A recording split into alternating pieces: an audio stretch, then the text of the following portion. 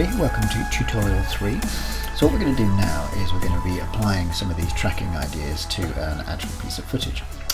So what I've done is I've made some videos of my own face. Now you can either use my videos that I've put on Moodle, or you can film your own using the, if you look on your Mac in applications, you should find the photo booth, and you can film yourself, or you could use your phone, whatever you want really.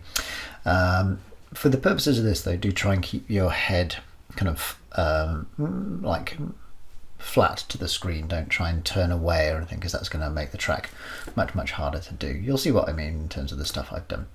So let's begin with this one. I'm going to drag this one over. Yours will be named 1 and 2. I haven't done that yet for this tutorial, but anyway, basically this one is a video of my face, and on this one I don't have any tracking marks. So what I want to try and do is illustrate to you some options when it comes to tracking. So we're gonna do a few versions of this, so sort of bear with me with this one, because it's useful from an explanatory point of view. So here's my footage then. So there's the point at which I'm looking at the camera. So I'm going to change my workspace to there, and then I sort of wiggle my head around and zoom in like that, and when my eyes look away I'm going to move my thing to there. Right, so this is the movement, kind of similar to the one we just did with the X's. I'm moving my head from side to side, but of course now we're tracking something much more complicated than 2 black X's on white backgrounds. We're tracking a face. So if we go into our tracker, just like before, we're going to track motion and rotation and scale, because I also lean forward towards the camera as well. Now in options, normally by default yours will be set to luminance. So luminance is the brightness of the scene. Okay, so that's really good when you're using something like the black X on the white background that we looked at earlier, because obviously it's very bright compared to the background. But if we use luminance on this image, let's try and find something to try and track to. So let's move our tracker over so that edge of an eye looks pretty good. That edge of an eye looks pretty good, or maybe that edge like that, something like that. Okay, I reckon it's probably going to find those quite well, but it might not, because obviously what we've got here is a scene with inconsistent lighting, and as you can also see, I purposefully filmed it on the photo booth function on the Mac because it's low quality. So you know, you've got that sort of horrible problem that you get when you're trying to track something, which is it's both low res and also problematic lighting. But we'll see if it will track this on this edge. So it's kind of not bad, but you can see the tracker's wiggling around and it's jumped. So what you can do is you can go back through that. If you've got something you haven't been able to put tracking dots on, you can go back through as we did before, and you can sort of say, okay, you've kind of figured it out all the way up to the moment where it jumped off. So it was figuring it out there, wasn't it? Take it to there, and now it's jumped. So I can drag my tracker back to where it's meant to be, and then track forward frame by frame, and it will start to figure things out. So you can do it that way. So what I tend to do, if you have to track something like this, like 2 eyes, you can see that this one is kind of losing it a little bit as well. Concentrate on one eye to begin with, you know, and move it through like that, and then do the other one. Okay, I'll take this through to the end just quickly, just to try and give you a sense of why I want to do this one first. There we go. So it's kind of not quite got it, but anyway, that'll do. Okay. So there's my eyes sort of roughly tracked, and let's sort of say, okay, for argument's sake, that it's done a reasonably good track. The problem we've got though is that because it's trying to track brightness in pixels, and I'm moving, and so consequently the lighting on my face is changing, it's finding it harder to track those pixels. So if I now make my null object, new null object, like so, and I edit my target to null1, and I apply X and Y, I've got my tracking data now, and it kind of looks okay, but if I now try and actually apply something to my face, so this, I'm going to find this one, but you will already have it downloaded elsewhere. So these are the Thug Life sunglasses that I'm going to apply to my face, just because why not? I'm going to bring those up onto my face like so, and a little bit of rotation. You'll find that even if the track has worked reasonably well, by the way, if you're ever trying to rotate something and you're finding it's like rotating at the wrong point, this bit in the middle is the anchor point around which it rotates. All we need to do is just change the position of the anchor point to like that. So you can position the anchor point in the middle of the sunglasses like so. Now move everything up and down. I don't know why I keep getting that so wrong. Like so. And then when you hit rotate, it's going to rotate around that anchor point, not like rotating the object elsewhere. Okay, so like that, let's say, and now I'm going to parent this to my null object, and now we can watch it. Even if it moves, which is actually not too bad, but you can see what's happening, can't you? Is that it's sort of wiggling a little bit. Can you see that? You know, it's not. Actually, I mean, that's not a bad track really. So that's basically what we've done, is we've done the same as we did with the X's, and we've just added an object on. Another way of doing this though, which can sometimes give you a better and a cleaner kind of track, is to actually have tracking marks on your subject. So what we're going to do is, instead of this one, I'm going to get rid of this bit and bring in my other clip. This one, as I say, yours will be named. Okay, I'm going to bring that down onto my composition, and as you can see, what I've done here is just very basic stuff. I've just taken 2 bits of blue card from a paint chip actually, and just sort of like licked them and put them on my face so that they stay when I move. But you can use post-it notes if you're in the room and you want to go and get a nice bright post-it note and tear the sticky corners off and stick them on your face to do yours. Please do try and make it a color that's not quite so similar to your skin tone though. Anyway, so I've got my 2 markers here, and what I'm going to do is let's just set the play area correctly, so that's about right. That, so I'll move that back. I'm going to move it through to there. Do a little grin at the end, that's fine, I'll keep that. There we go. Right, so this is basically the same as we just did. Excuse me. It's basically the same as we just did. So I'm moving my head from side to side like so, and then I'm moving towards the camera. What we're going to do now is, we've got these tracking marks, so you could use a pen if you wanted to. It's just obviously, you know, I stuck these to my skin so I didn't have pen marks on my face. But yeah, if you wanted to use a pen and do it that way, it's entirely up to you. You know, obviously the bigger the mark, the more you've got to mask out. I'm going to show you how to mask these out a bit later on. But yeah, if you're going to get some tracking marks on your face, you know, or whatever it is that you know you're going to track later on, then that's often a really good way of doing it. Okay, so let's track this then. So what we're going to do, get our clip highlighted, track motion, going to track rotation and scale. But if we go into options, we're going to switch from luminance, which is the brightness of the scene, we're going to switch this to RGB, and we're basically going to be saying, look, here's 2 things that are a completely different color to the ones around it. Track those things, you know.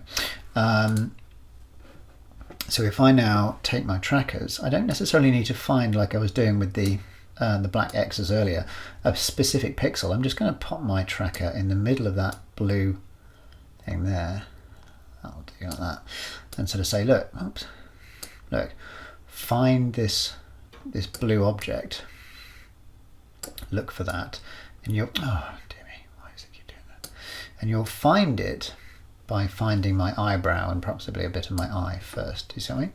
And then pick up this tracker, plop that in the middle of this blue one like so, and maybe like that. Okay, and now because it's looking for color difference rather than brightness difference, this usually creates a stronger track.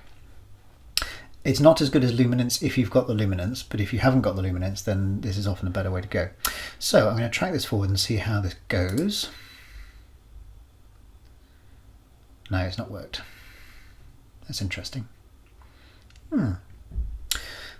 Okay, interesting. So let's move back to the beginning.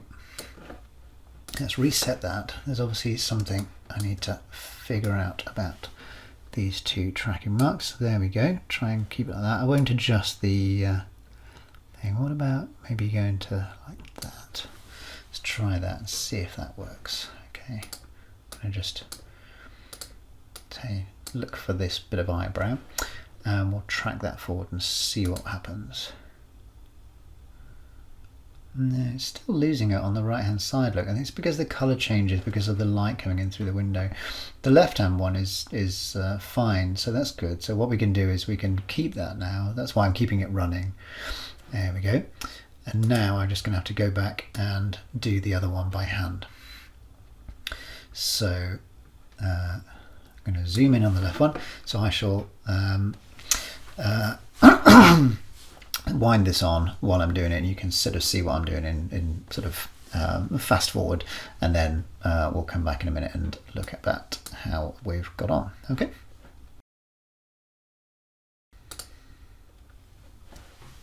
Okie dokes. So that's not looking too bad. Okay. So usually, as I say, I mean obviously this one jumped off, but normally it gives you a better and a more solid track without the sort of wiggles when you're using the RGB. But we'll see anyway, we'll see how this one goes. Okay, so I'm going to go to my layer, new solid, not solid, layer, new null object. Okay, edit target to null 2 and apply my X and Y. And then just like I did before, I'm going to bring in my Thug Life glasses like so, and I'm going to position them on my face like that, and I'm going to rotate them slightly like so. Yeah, that'll do. Right, so let's parent those to our null and then see what happens, shall we?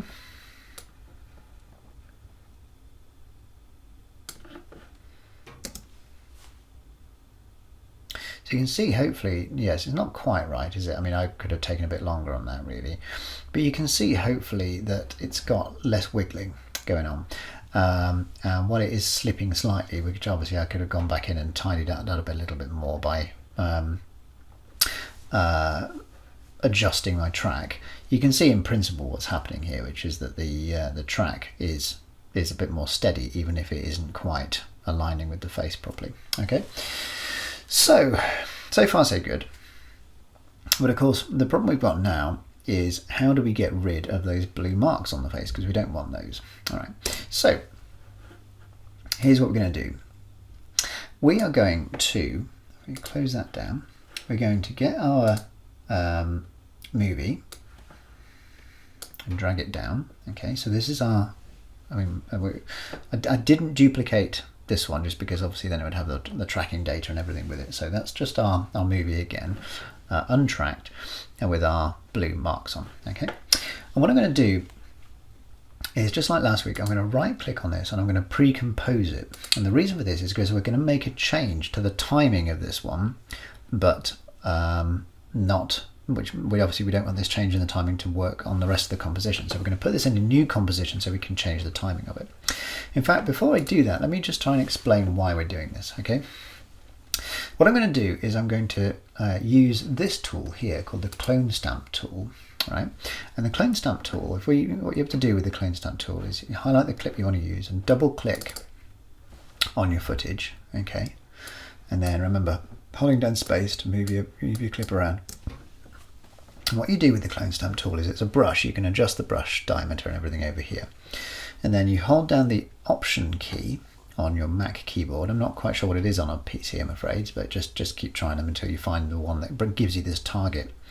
You're basically saying, take this pixel from here, like so, and now move that over here. So you sort of basically paint out the bit that you don't want. That's a bit of a blob, so I'm going to take a bit from over here as well, just to sort of smooth that out. In fact, that's too extreme. I don't like that, so I'm just going to take slightly less and just to feather it in a bit. There we go. Cool. Okay, and then we're going to take the this bit from up here and we're going to just paint that out like so. And now, of course, there we've got our two tracking marks have gone. But watch what happens when we make the thing animate, is that obviously where we position that clone stamp is going to stay where it is, and the subject is going to move, and so consequently we get these problems. All right. So what we're going to do instead of that is we're going to bring our movie down onto the top of the composition like so. Okay. And then we're going to right click and go to pre-compose, move all attributes into the new composition, and then click OK. I'm going to double click on that to open up my new composition. All right. Here we are. And what we're going to do is we're going to come into our, why isn't that opening up as a new composition? There on movie, why aren't I getting, there we go, that's fine. Right, so here's our new composition. Okay, what I'm going to do is take it back to the beginning, and I'm going to right click, and I'm going to go to time, and I'm going to go to freeze frame. Okay, and as I move the playhead through now, you can see that the image has frozen. Okay, so what I'm now going to do is I'm now going to go into this clip with my clone stamp tool. So I'm going to double click on it. Okay, remember it's completely frozen. All right, and I'm going to zoom in, and I'm just going to do exactly as I did before. So I'm going to get my option key, take a bit of skin from there, a bit from over here, and that has now got rid of that one. And now I'm going to hold down my option key over here, get a bit from there, and that should do it, I think. Oh, don't like that last bit. I'm going to take a bit from there. Tends to work best with like small stabs, the clone stamp tool. Okay, and then if I now go back to my original composition, he says, there we go. That's it. There we go. So what's happening now, look, is that's the point at which the clone stamp tool kicked in on my other composition. So you can see how it started there. Okay, and as I move the playhead through, so now this is all the bit where the clone stamp tool. If I move it back to beyond that, you can see how the clone stamp tool now, these various bits of clone have stopped. So now you can see the blue markers, but the moment we get into there, then they're not there anymore. If we move back to our original composition, remember the way the pre-compositions work is that's a small sub-composition nested inside our main one. Okay, so we've now changed the time on that composition, so it's frozen, but this bit, the rest of the composition, is running normally. So if we now play this through,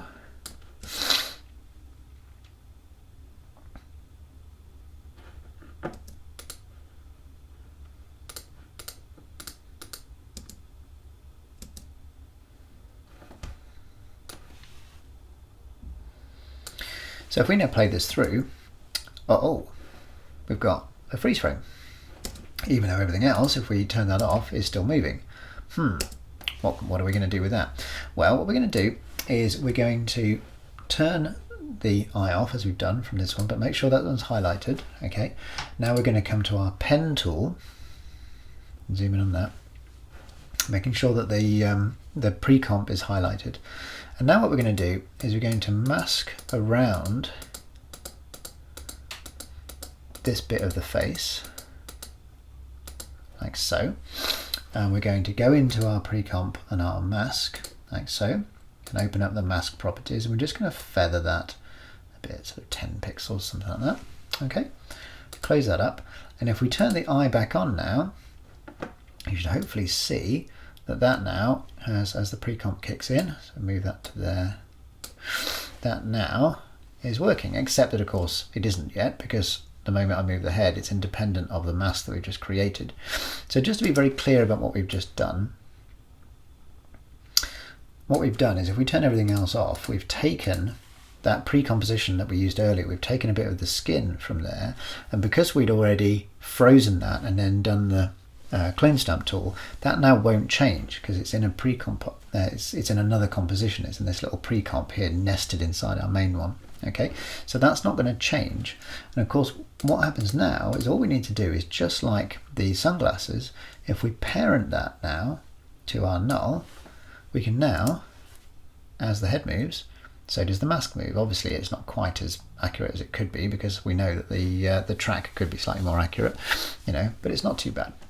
Right, now the only bit that we need to think about is the fact that the lighting on this side of the face changes a bit. Okay, so if we come to here, look, we can zoom in, we can say, well, hold on a minute, our mask is interfering with that, so I'm going to bring this edge in so that there looks fine underneath, like so. Okay, so that's fine. Okay, but we still, as he leans in, that's still the illumination from when he's leaning back. It looks wrong, doesn't it? So what we're going to do is we're just going to do the same thing again. Okay, bring our movie down to the top, like so. Then we're going to right click and pre-compose it into the new composition. Okay, now we're going to open up that one. So this is our new pre-composition. Okay, now we're going to right click and we're going to freeze frame. We're going to go time and freeze frame at the end with the new lighting. Okay, now I'm going to open up my clone stamp tool, double click, zoom in, and I'm just going to get rid of this bit, like so. That'll do. Okay, that doesn't look quite right, does it? There we go. Okay, so that's now masked out just on this side. I don't need the other side because the other side was fine. Okay, so now that's frozen like so, but wait, hold on a minute. Why is it only doing this little bit? Well, if we look at our effects and paint and our clone stamp, look, it's all gone off the edge of the clip. So all we need to do is just, oh, it doesn't do that, does it? Hold down shift, click all of these, like so, literally just move them into the clip, like so. There we go, and you can extend all these as well, like that.